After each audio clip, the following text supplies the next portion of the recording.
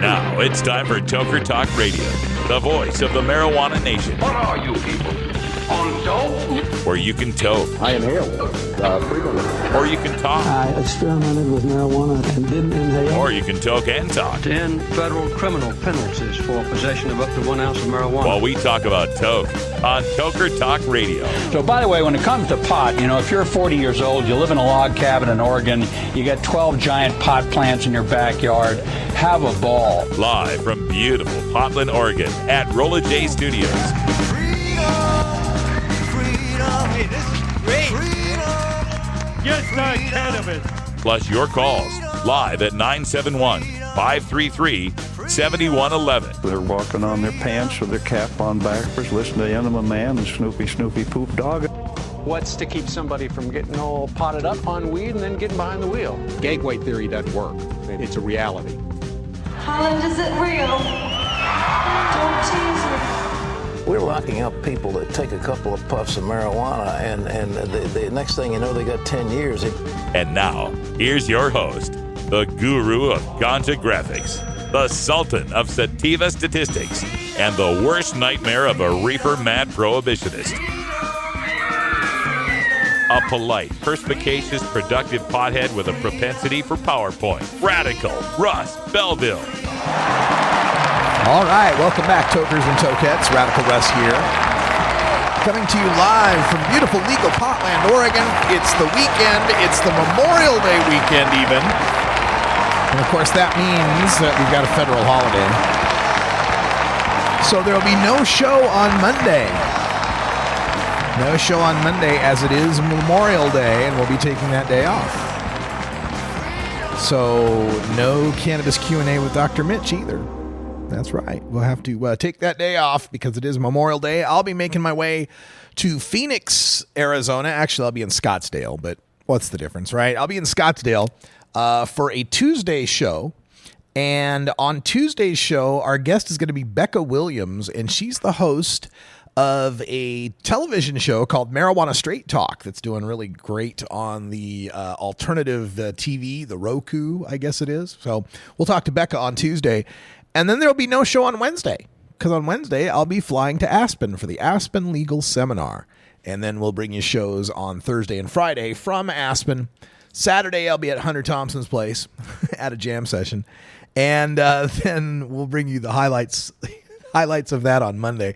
I'm just laughing because I can imagine some of you out there going, "Oh, going to Hunter Thompson's place, you bastard." Yes, I know. It'll be like my fifth time, I think, at Hunter's. Fourth or fifth, I think, at Hunter's place. And no, it's the fifth time. The fourth time I'll be going with my bass to jam. So it's going to be a good time. And I'll bring you a lot of photos and a lot of highlights from that. We'll interview a lot of great folks up there. So also, while I was here in Portland, it's weird. I'm only here for 3 days. And I got a call from Kyle Eboshi, investigative reporter with the NBC affiliate here in Portland, Oregon. Now, I had last spoken with Eboshi as far as the Burnside Burn last July, when we packed the Burnside Bridge. And maybe I've talked to him since then. No, I have talked to him since then on some other story. I can't remember what it was. But it just so happened I'm in town, and it just so happened he was working on a story. So I got a chance to speak with him this morning for a story that should be out in the Portland media next week. It's embargoed, so I can't tell you much about it. I will tell you it has to do with, it still being federally illegal. And, we talked a lot about that and how, I let him know how I think that the federal prohibition is pretty untenable at this point. And how, I was just in Washington, D.C., and check out my High Times column today, by the way, hightimes.com, entitled Weed Winning in Washington, D.C., because I really think we are. I mean, just this week, we've had the House and the Senate pass the appropriations bill that allows the VA doctors to be able to discuss medical marijuana with their patients in the medical marijuana states. We've had the state of Ohio move forward on passing, legislative medical marijuana that does allow access to whole plant. We're actually making some progress again in medical marijuana states.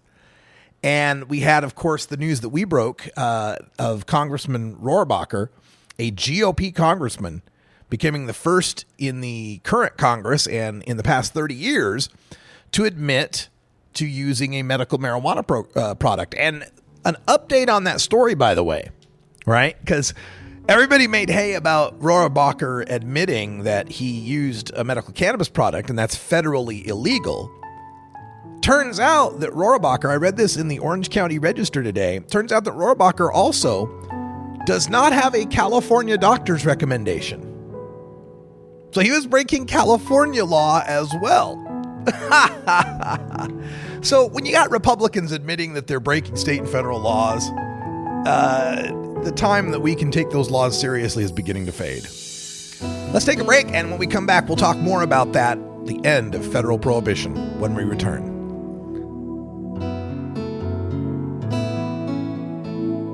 This is the Russ Belville Show on CannabisRadio.com.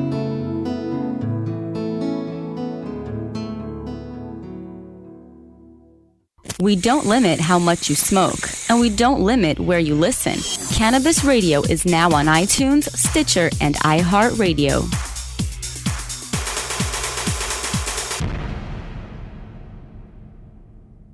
Dr. Dabber, hurry! Its temperature is shooting past 1,000 degrees Fahrenheit. It's burning up. I'm afraid for this little guy, it's just too late. What caused the problem? Only Dr. Dabber can maintain the perfect temperature for a smooth-tasting, slower burn. This standard vaporizer lost all of its health benefits, sending it up in smoke.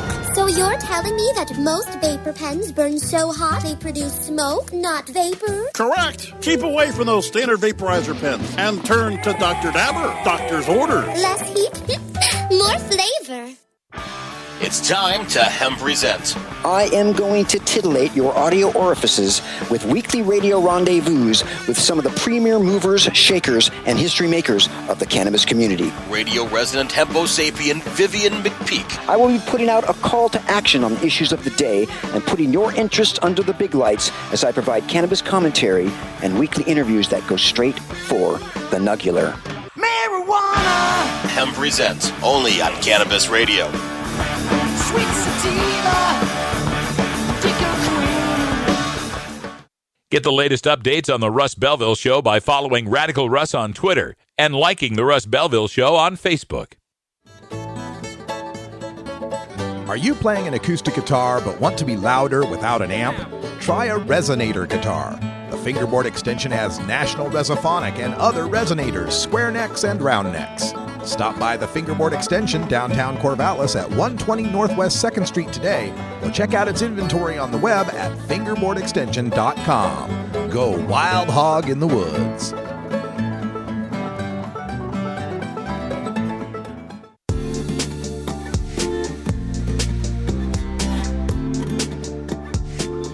Most of us pirates, we go on vacation to North Dakota, you know, because they've got a town called Argusville. Arr, arr, arr. What are you smoking there, boy? This is Dan Michaels from DanMichaelsAudio.com, and you're listening to Radical Russ on CannabisRadio.com. Welcome back, everyone. Just about 9 after the hour, and we were discussing the end of federal marijuana prohibition. What are the chances that this could happen? Trying to put on, trying to read the crystal ball on this is a little bit difficult when we're in the middle of a presidential election season. Because in a regular scenario, in a real world kind of prediction, I would say that marijuana legalization is pretty much going to happen. That with 2016, we're going to have at least 3 more legal states that pass. I'll put my money on California and Nevada and Maine, I think for sure can pass their legalization. Arizona, I don't know. That's I'd like to see Arizona pass it, considering that I have a lot of work in Arizona, but boy, I don't know. They barely passed medical marijuana. And Massachusetts is looking like a wobbler now. I mean, they've got 46% for, 43% against. That's a lot of undecided still. And a lot of their top, people in the state, the governor, the mayor of Boston, a bunch of police chiefs and stuff, lining up some pretty visible opposition to it. But I think we can at least get 3. Oh, and Michigan, doggone it, Michigan. they were already scraping to possibly make the ballot in Michigan before the Michigan court or the Michigan bill went in about the 180 days. That just got dropped on them. It's a complex thing, but basically the way it works is this. When you collect signatures in Michigan, you have 180 days to collect signatures. And the way that it was that any signature you collect within 180 days, so long as it was a valid signature, was a valid signature. But if it was older than 180 days, you had to go and prove that it was still a valid signature. Okay? So like if it was 190 days old, this signature, the theory was, well, they might have moved since then. It might not be the right precinct. They might not be a registered voter anymore, etc., right? But you at the campaign, you can still go prove it. Now, it's a laborious process, mostly involving, going to clerks and looking at paper records, but there's also electronic records in places in Michigan. And the activists there were fighting for, hey, could we have better access to these electronic records? Because then we could more easily prove that some of these older, so-called spoiled signatures, later than 180 days, we could rescue some of those signatures. And so the Michigan legislature said, no, we're going to fix that. We're going to make it so it has to be 180 days. You can't go back and look it up. Or if you want to go prove it, you have to go to the offices and look it up by paper, which is, prohibitively expensive for how many votes you could possibly flip. Or signatures you could possibly gain, I should say. So, once again, we see our elected officials trying to make democracy harder. And this is something that's just kind of happening all over the country in all sorts of issues that is really frustrating. And it's this continued move to try to disenfranchise people, especially, African Americans, liberal-leaning voters, the young.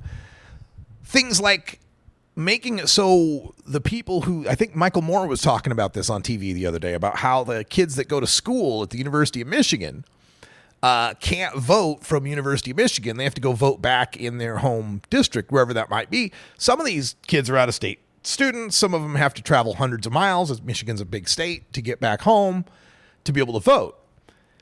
Why do we keep making it harder for people to vote? It's like, the default should be make it easy to vote. Shouldn't it be? Even in like George Carlin once said, even in a fake democracy, shouldn't we get what we want some of the time? I mean, this continued disenfranchisement and making it more and more difficult for people to vote. Now, Oregon's gone the other direction. I believe Kate Brown, our governor, signed that motor voter thing where if you register get your driver's license, you automatically register to vote, I think is the deal. And of course, we do all our voting by mail, which helps voter participation a lot because we send out a guide, a big, 60, 70 page guide for the voters. You have time to look over all the candidates. I mean, how many times you go to vote in your state and you get down to city commissioner, county sheriff, prosecuting attorney, water district, right? You get down to these low-level races, and these are just names on a ballot to you. They don't mean jack. You don't know these people. You have no idea what they stand for. You don't no idea. You might see a Republican or a Democrat behind their name, or a Green or a Lib or whatever it might be. But besides that, you don't know what their positions are, what they stand for, what their experience is, unless you went and took the time beforehand to, look up on some website who's going to be running, and then go to every website for those people and try to find out what they stand for. At least for those that have websites, some of them don't. Well, here in Oregon, they mail it to you. You get a book. You get a book mailed to you with every candidate's name, their background, their own statements as far as what they stand for. Every ballot initiative and tax levy and fee hike and everything we vote on has a summary statement, has arguments for it, arguments against it. And you get this weeks in advance. You get it weeks in advance and you can look over it and you can write in it and highlight, I'm going to vote for this guy. This X, that's bad, right? You can mark it up. And then eventually you get your ballot mailed to you. I think it's like 3 weeks before the election or something like that. You get your ballot mailed to you. It's one of them little bubble sheet kind of things. You fill in the oval. You can go back to your highlighted book and read through and go, oh, yeah, that guy. Oh, yeah, that ballot. Oh, yeah, that initiative, right? And mark up your ballot, put it in a little secrecy envelope, sign the outside of that, put that in another envelope, put a stamp on it, drop it in the mail, boom. You voted. And you made informed decisions, even down to these low-level races and obscure county bond and school bond elections. You made informed decisions, or at least you had the opportunity to make those informed decisions. This is what needs to happen on a nationwide level. You know, I've gotten some heat because I'm kind of, you know, I've gotten a lot of reads on my Bernie or Bust posts on Huffington Post. And I've been salivating at this idea of the Bernie and Trump debate. That would be legendary. Now Trump's chickening out, I hear. A couple of tech companies put up the $10 or $20 million that he was demanding for charity. And they called his bluff. Okay, yeah, 20 million, sure, let's do it. And so, no, I'm backing out because it wouldn't be seemly to debate the second place finisher, you know, because Trump's all about, you know, the way the appearances must matter to him, right? So wouldn't be seemly, sure, right? No, it's because he'd get his ass kicked in a debate. That's why. But this debate and this election cycle overall has just gotten me worried about this, because one of the reasons I've got this Bernie or Bust stance is because of all the problems we have in this country, none of them we can't make meaningful movement on any of them without reforming the corruption of our system, without addressing the oligarchic and plutocratic nature of the system itself. I'm reminded of that brilliant editorial cartoon that's out. It's the Titanic. And on the back of the Titanic is Donald Trump pointing at the water saying, there are a lot of sharks in that water. We got to kill them all. In the middle of the Titanic up on the deck is Hillary Clinton saying, I know how to best pilot a ship. And on the front of the Titanic is Bernie pointing, saying, iceberg. And that's how it feels now. That's how it feels. And I get so tired of the scare tactic of, what if President Trump, what if there's a President Trump and he's nominating the Supreme Court justices and he appoints Chris Christie as the Attorney General, yeah, whatever.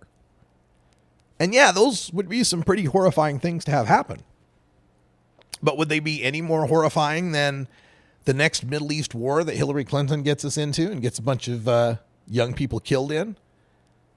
Creates more terrorist enemies abroad? Would it be any worse than her putting the Wall Street back in charge of the Treasury and allowing the bankers to roam free and remain too big to fail, bigger than they were the first time they failed and brought down the economy, leading to a big market collapse that this time can't be blamed on a Bush, leading perhaps to somebody who would make Trump even look preferable in the next election? Could it be any worse than her continuing to promote fracking worldwide, continuing to pump methane into the atmosphere from the leaks from the fracking, tap water being set afire? Could it be any worse than her imperial point of view revealed so tellingly this week by the Inspector General's report that she just couldn't be bothered to follow the very rules she had set for email at the Department of State, having been shown and called out on MSNBC of all channels by Andrea Mitchell of all people, being called out as being a rank liar for the past few months about this situation. It's like I always point back to that, and people think it's this little thing, and I think it's so telling when you look at Hillary Clinton, that one time when she said she had to duck sniper fire in Bosnia. That, to me, distilled her character to me. Because not only did she lie about that to be self-aggrandizing about how, she's suffering the like our soldiers do. But then when she was caught in the lie by videotaped evidence, she spun more lies about it, saying, I had to stop to see the little girl, but then I had to keep going. And even that wasn't true because she stopped and lingered with a whole bunch of people. That, to me, distills it for me. I'm sorry, Dave. I'm afraid I can't do that. That's me if you're asking me to vote for Hillary Clinton to stop Trump. I'm sorry, Dave. I just can't do that. Michael in our chat room says if the Dems keep going with Clinton, it will be a President Trump. I agree. The only way Trump can win is if the Democrats nominate the only candidate he can possibly beat. All right, when we come back, police and pot from the Normal Conference. Stick around. Maui Wowie. Acapulco Gold. California Kush. Our strains stretch everywhere, too. This is the Cannabis Radio Network. Ganjapreneur.com, your guide to the cannabis business world. Ganjapreneur.com is a comprehensive resource for cannabis professionals and entrepreneurs. Download the Ganjapreneur app on your smartphone or tablet to catch up on cannabis industry news, scroll through our daily job listings, and learn about successful cannabis companies, executives, and investors. Ganjapreneur.com, helping Ganjapreneurs grow. It's time for Cannabis Facts About Alzheimer's from Robert Platshorn's thesilvertour.org. This message is supported by our donors and Hemp Inc., a public company poised to lead America's hemp revolution at hempinc.com. A new Florida study in the journal Molecular and Cellular Neuroscience found that cannabis promotes the growth of healthy new brain tissue. It can slow the effects of Alzheimer's and may in fact be able to halt it entirely. A long-term study by Ohio State University's Professor Gary Wenk concludes that people who regularly use marijuana get Alzheimer's at a much lower rate than others. This was Cannabis Facts from thesilvertour.org, an educational nonprofit supported by our donors and Hemp Inc., a public company poised to lead America's hemp revolution at hempinc.com. The Russ Belville Show, providing dictionaries to drug czars since 2009. Hey everybody, it's Radical Russ here from 420 Radio, inviting you to be like me and get your ink done at Lucky Horseshoe Tattoo, Fort Worth's most female-friendly, clean, sterile, awesome tattoo shop. Thomas and his crew are true artists who can design you a custom piece or use a design you bring in. Lucky Horseshoe Tattoo also offers all styles of tattooing as well as piercings and all-around fun. In the DFW area, stop by Lucky Horseshoe Tattoo and tell them Radical Russ sent you. Trust me, it'll feel awesome.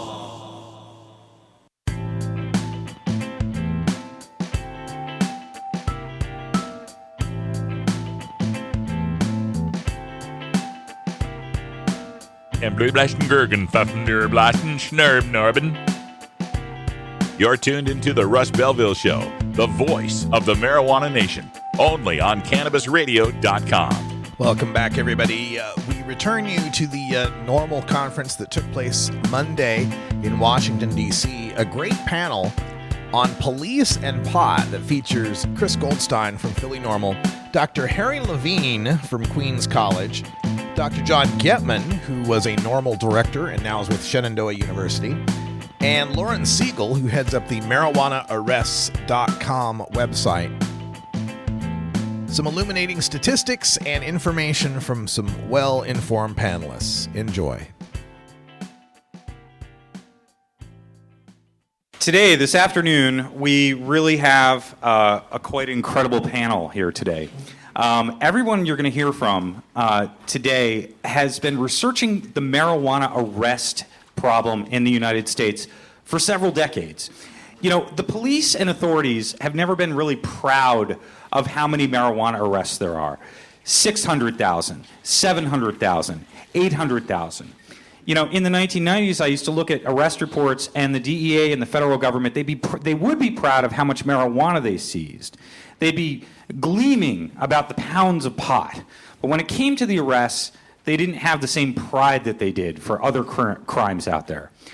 But they also didn't release much data.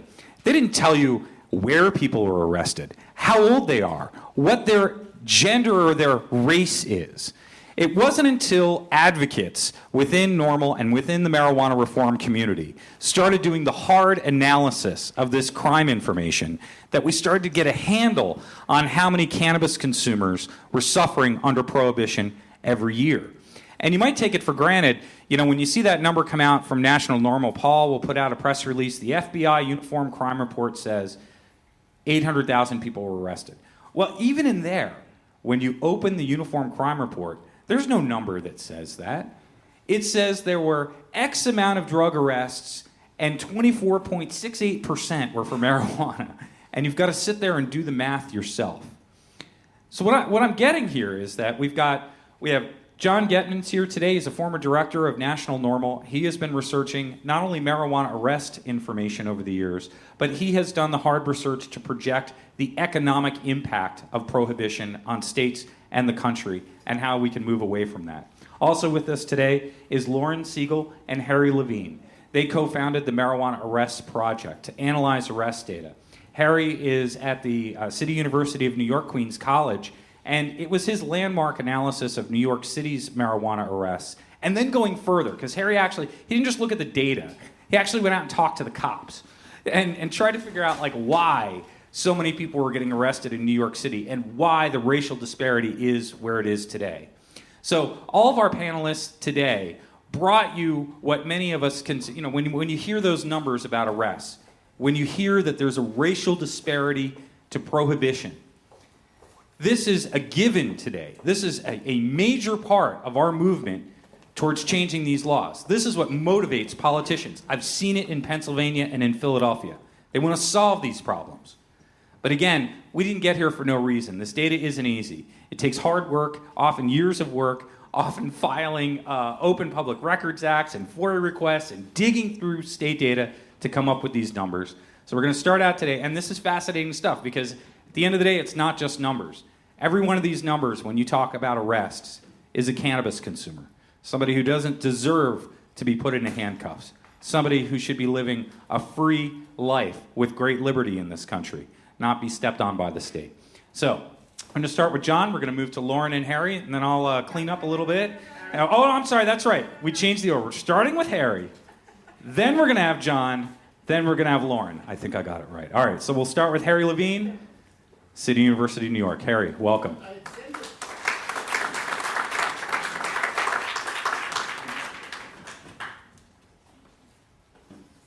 You got it? It's up. I'll let you. You know which one to do. On handheld or up? Yes. There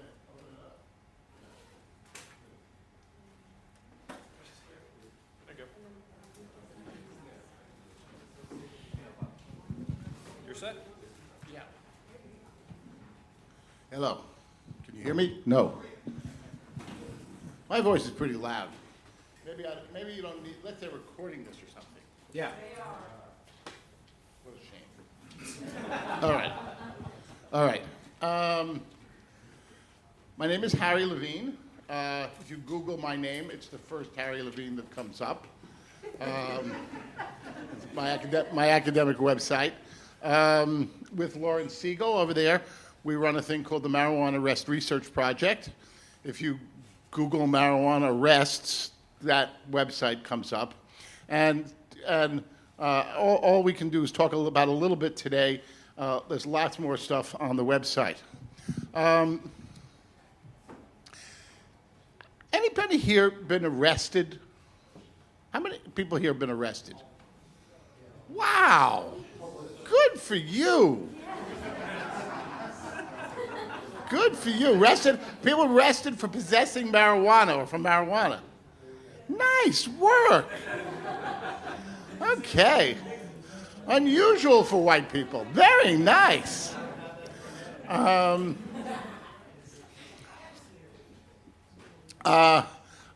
put some things on the table. One of them is a graph of the marijuana arrests from 95 to 2010. Normal has a more complete one on its website. But the climbing arrests, they've tapered off, they've leveled off a little bit because of Colorado, Washington, and now Oregon and Alaska. But in some places, and John Getman reports that in Virginia, for example, they're continuing to rise over the last 5, 6, 7 years. and lots of places they are as well. Everywhere in America, and this is from this amazing report by the ACLU, which exists on a PDF form you can find on the web and download. Everywhere in America, blacks and Latinos, but it's blacks from the FBI data, are arrested 3, 5, 7, 10 times the rate of whites. Everywhere in America. In every major city, in every major county, in every state in America. It is a major, scandalous racial justice question of immense proportion. Some as part of sort of the war on drugs, people call it the new civil rights movement. But the other thing to understand, and it's taken a while for people to grasp it, but it's happened, is that it is perhaps the issue of racial justice and the marijuana arrest is perhaps one of the most powerful weapons for marijuana reform and marijuana legalization that has happened in the last 20 years. The case for reforming marijuana, decriminalizing marijuana, and especially for ending marijuana prohibition can rest on a whole variety of things having to do with tax revenue, sensibility, freedom, economic development, industry. And those things by themselves may carry voters, but they don't carry legislators. And they don't carry elected officials. Not nearly enough. In America, unless something has a moral, ethical component to it, it is hard to sell it to politicians. It has to be naked, fierce self-interest, or some kind of political and ethical one. And the scandal of marijuana arrests, the stone-cold racism of them, the 1950s segregation character of these things,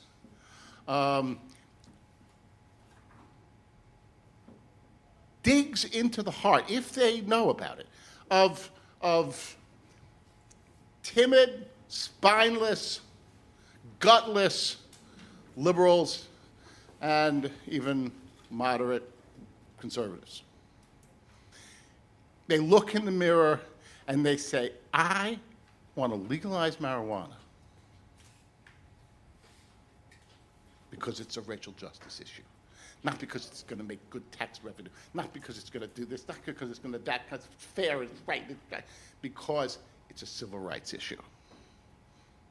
And as a civil rights issue, it has moved an amazing number of politicians already, including a number of congressmen, senators, elected officials, various parts of the United States, including people who've shown no evidence of ever having consciences before. Rahm Emanuel, Andrew Cuomo, and more. So as lobbyists, as potential lobbyists, as people who speak on this issue, I urge you to include in your arsenal of material, in fact, put it up at the front of the things you talk about to elected officials everywhere, anywhere, is to talk about the stone-cold racial injustice of the marijuana arrest. Now, it's easy to say. We got a slide. This is on the web at our website, Marijuana Arrest. I'll just show you a couple of things right now. This is what the ACLU says. Targets communities of color. Blacks on average are more time, $3.6 billion a year spent, if you care about money. Marijuana, finding number one of the ACE, this 200-page book-length report. Marijuana arrests account for over half of drug arrests. There's the same graph you just saw. Racial disparities across the United States. They've increased in recent years. There's a graph of the white rate and the black rate. It's stunning. There's the arrest rates, the same one you've got on your tables right now. The year after year after year, you can do this for every state, you can do this for every major city. But with Chris, John, Lauren, and I, you have four of the people who have done more about this than anybody, and this kind of graph exists everywhere. By region, doesn't really matter much. Big cities, everywhere.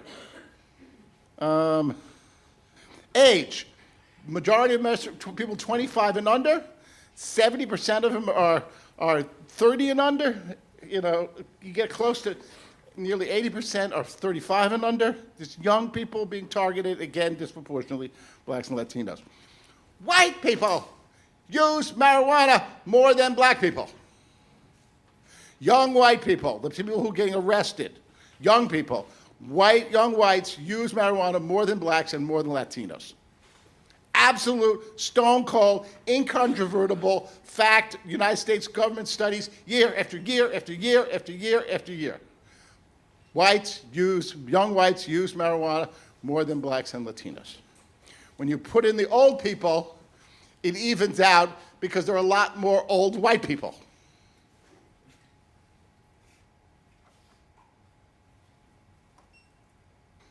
Costs an immense amount of money, you already know that. Some states, more blacks, more marijuana arrests. And the ACLU says to stop this, you gotta legalize the stuff. Period. End of story. We have a piece that talks about some of this stuff that was in The Nation a couple of years ago. I put copies of it on the table. We have another one here. We have another handout which we should give out to you. The thing to understand, and I guess I didn't talk about it, but it's a shame, is why the police do this. The single largest enemy and opponent of marijuana reform in the United States is law enforcement. It's not religious groups. It is not parents groups. It's not anti-drug groups. It's not competing businesses to the marijuana business. It's police. It's police and prosecutors. It's police departments. It's sheriff's departments. They're allies in prison guard units. And they like the marijuana arrests because they're good business. They have quotas. The cops have quotas to make. The ordinary cops like the quotas. They're safe arrests. They're easy arrests. Marijuana possessors are not violent. They're not going to mess with somebody by and large. They go along peacefully. Unlike most of the people that the cops have to arrest, they are clean, meaning physically clean. They don't have HIV. They don't have AIDS. They don't have hepatitis. They don't have TB, mostly. Unlike drunks and junkies, they don't throw up on the officer or in the squad car. When a cop arrests somebody, they are physically married to them, is the expression that's used. The arresting officer takes the fingerprints and photographs. They have to touch them and so on. Marijuana users are very highly desirable arrestees. They have to spend several hours with them. They have to sit in the police station with them. They may accompany them to court. The supervisors of cops like the marijuana arrests. Oh, then they get overtime, by the way. Make an arrest toward the end of a shift, and you can get 3 or 4 hours of time and a half overtime. In New York City, this is so well known that for years it is called, anybody know that expression? Collars for dollars. Collars for dollars. Making arrests toward the end of your shift is collars for dollars. In New York City, in Chicago, the most common form of arrest has been marijuana arrests. That's true in many police departments across the United States. Big business. Supervisors like the marijuana arrest. Why do supervisors like the marijuana arrest? The number one question facing a police supervisor at every single level, desk sergeant, lieutenant, squad commander, captain, whatever, is where the hell are my cops right now and what are they doing? And if they are doing low-level enforcement, if they're writing summonses of various kinds, and especially if they're making arrests, then you know where they are. They're generating paperwork. They're bringing somebody in. You have a record of where they have and what they've done. So the supervisors knows what the cop is doing. The chain, it goes up the chain of command all the way up to the top.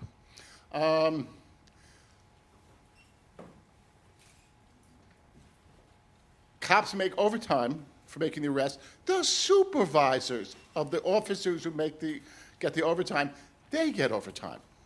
Not everywhere, but in Chicago and New York they do. There's a push that starts at the federal government. It goes to states, goes to counties, goes to local police departments to get as many people as possible into the system, meaning getting fingerprints and photographs on them. There is nothing that police departments can do that gets as many new people into the system as the big net of marijuana arrests, especially young people of color. Training cops. 6 months of police academy, they put them out on the street, they know the law. If whenever somebody says cops don't know the law, it's bullshit. They absolutely know the law. They just disregard it.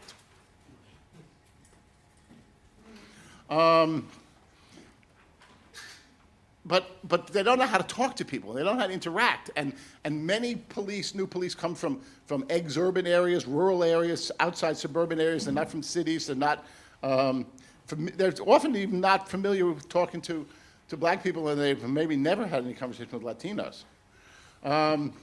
So what do you do with these cops? Well, what they do, and all police departments do it, and to some big city police departments and smaller city departments, they put them in a group, they send them out to a local neighborhood, and they have them write summonses, do stop and frisks, and make low-level bullshit arrests.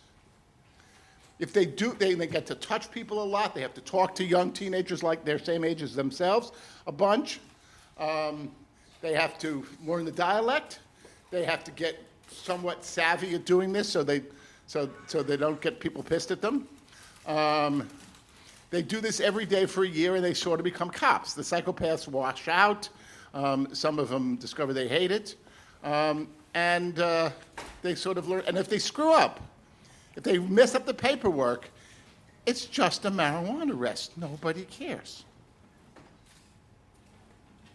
So the police and the law enforcement community are the major opponents of drug policy reform, of marijuana policy reform, including legalization, including decriminalization, including medical marijuana.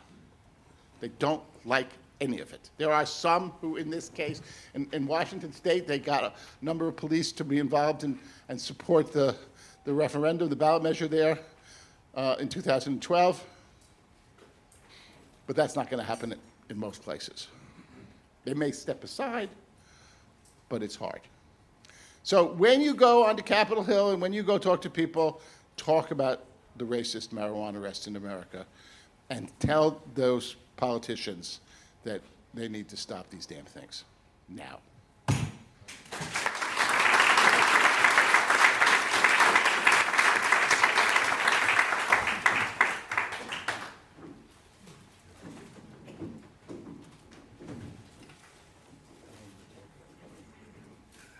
Okay, I have a slideshow. How do I get to it? Ably so.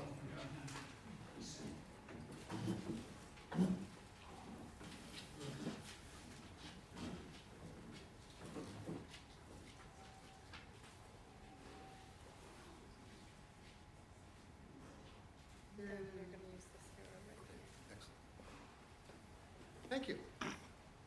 Hi there. Before I get into this, I have just a few acknowledgments I'd like to make, which have to do with why this subject is really starting to get attention. And at the front end of this, how I got into this data, well, first of all, I need to acknowledge how valuable it's been to, and how important it is to me to be a member of NORML's community, to have been working with this group for a long time and been influenced by it. And second of all, NORML gave out an award before lunch to the Michael J. Kennedy Award for Social Justice. And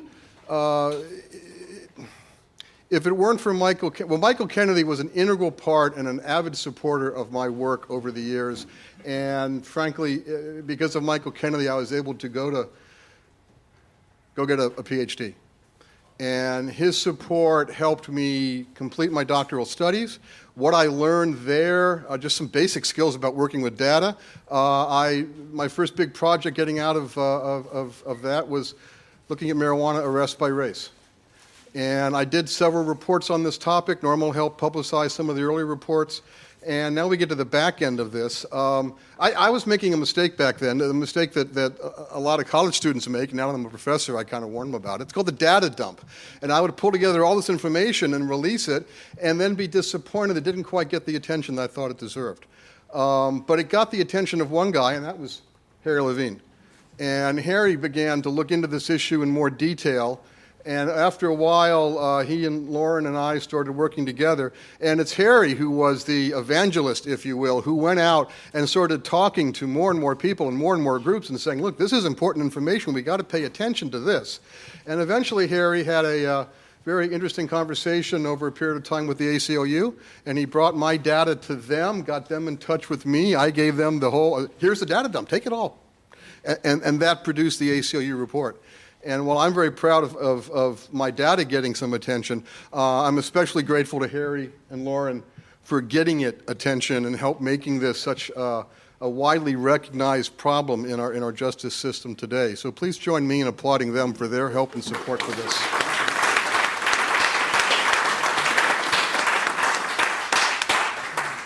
All right, now, one of the things they taught me was no data dump. Be focused. Keep it simple. Make it, something people can grasp on. So I got a very simple little topic for you today, right now.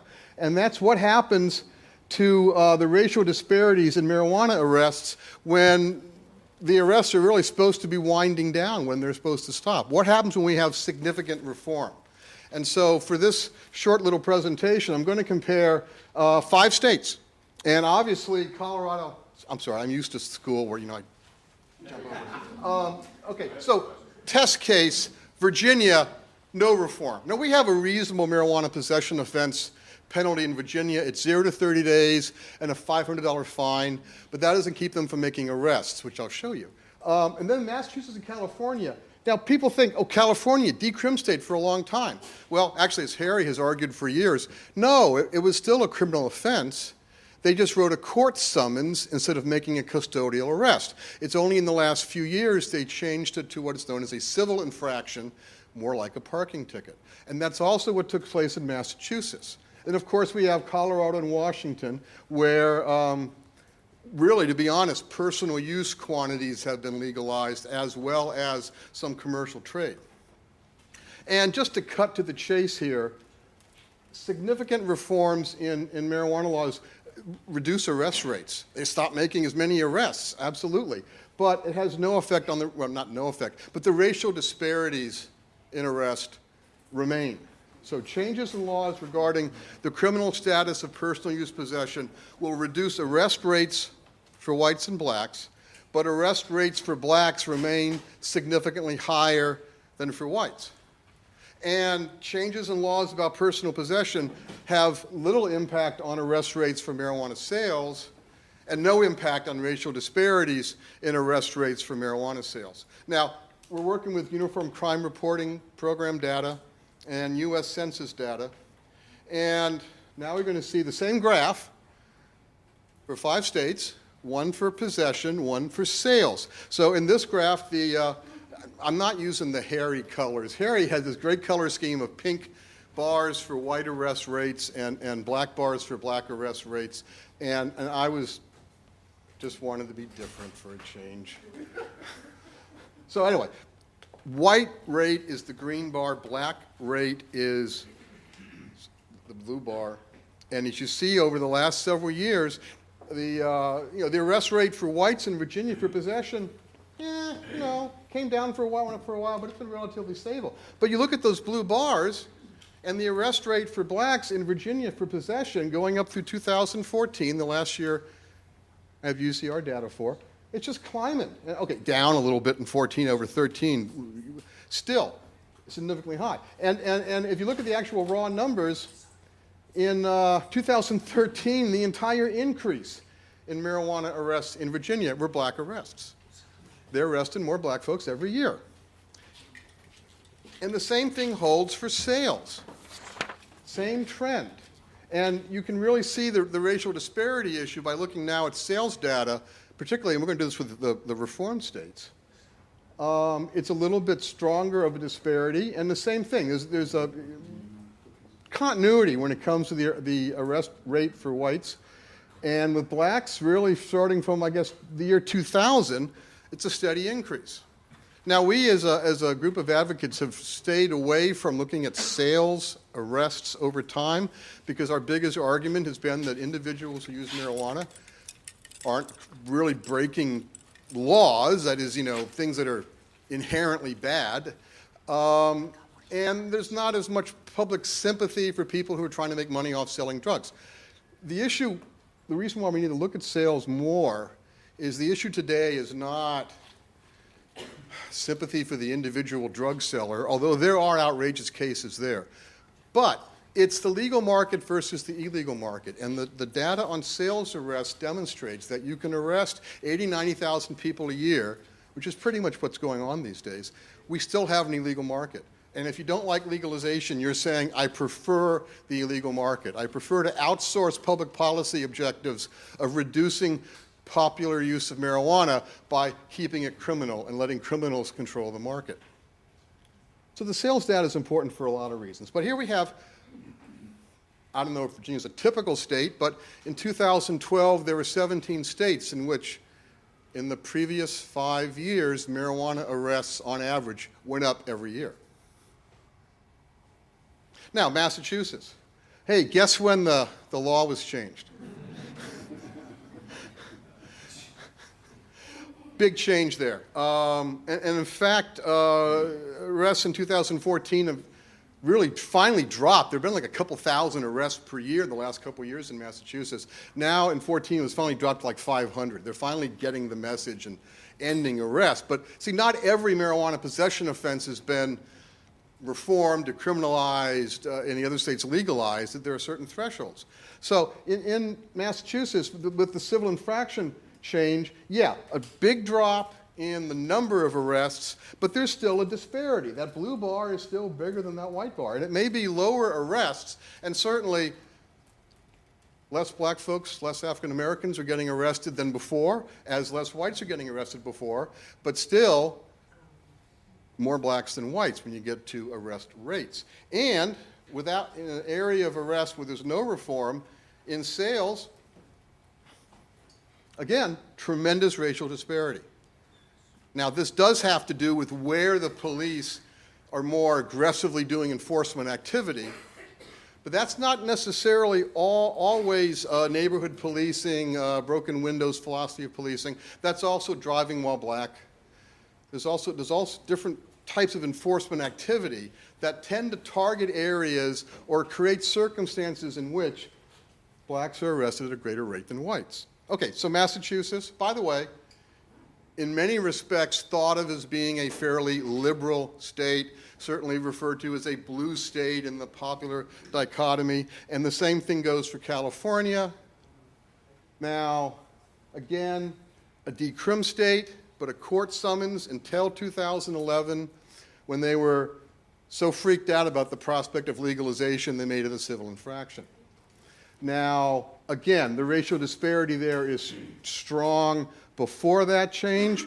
It is not as great. Some credit to California. The disparity is not as great in these last 4 years, but it's still there.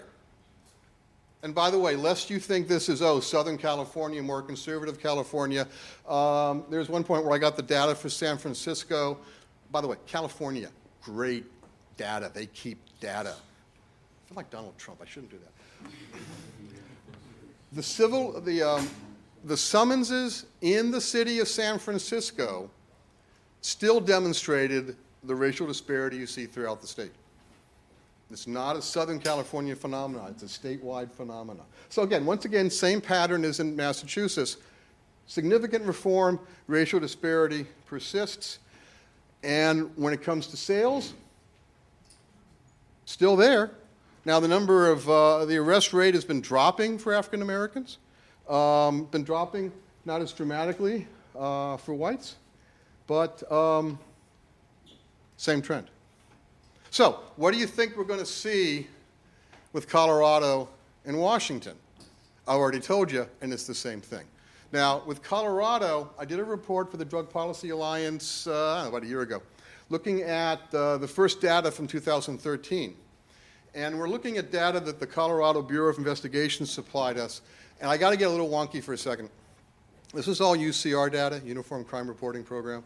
There's a new arrest reporting program called NIBRS. I call it NIBRS, but I think that's a personal eccentricity. It's the National Incident-Based Reporting System, and it provides a lot more data about each incident in which an arrest is made. It gives more detailed data on the drugs, such as the amount of the drug that's being seized.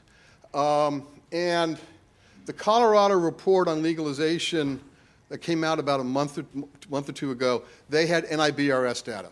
And they had the same findings there that I reported in the DPA report. Arrests are down, racial disparities persist. The reason I give you this little wonky background, the NIBRS data reports a higher number of arrests for possession than the UCR data. I haven't quite tracked that down yet, but on absolute numbers, the UCR data, for example, for 2014, is about 5,000 possession arrests in Colorado. I think the NIBRS data in the Colorado report's like 7,000 arrests. So the absolute counts are off. But what's important is the trends remain the same. And it's interesting that legalization in Colorado has had an effect on the number of arrests, and you can see how the arrest rates are significantly down in 2013, 2014. But they're not down by much. Now, again, Colorado, decrim state before legalization, and you see a dropping trend with the black arrest rate. That's good. You see kind of a stable arrest rate for whites, the green bars. But still, the change after legalization is lower arrests, racial disparities persist. And oh gosh, they still make arrests for marijuana sales in Colorado. And again, familiar trends here. We got to cut it off there here because we're out of time. But that was John Getman, the former director of NORML, describing the before and after in racial disparities, before and after legalization or decriminalization. Before him, you heard Dr. Harry Levine from Queens College, who's one of the leading experts on the racial disparity in marijuana policing. The full panel will be available on my SoundCloud page later tonight, and I'll tweet out those links and share them on Facebook as well. Stay tuned because Stoner Jesus is coming up next live here on Cannabis Radio. For everyone here, I'm Radical Russ. Thanks for joining us from beautiful legal Potland, Oregon. We'll talk to you Tuesday from Phoenix. And until next time, take care of each other, tokers.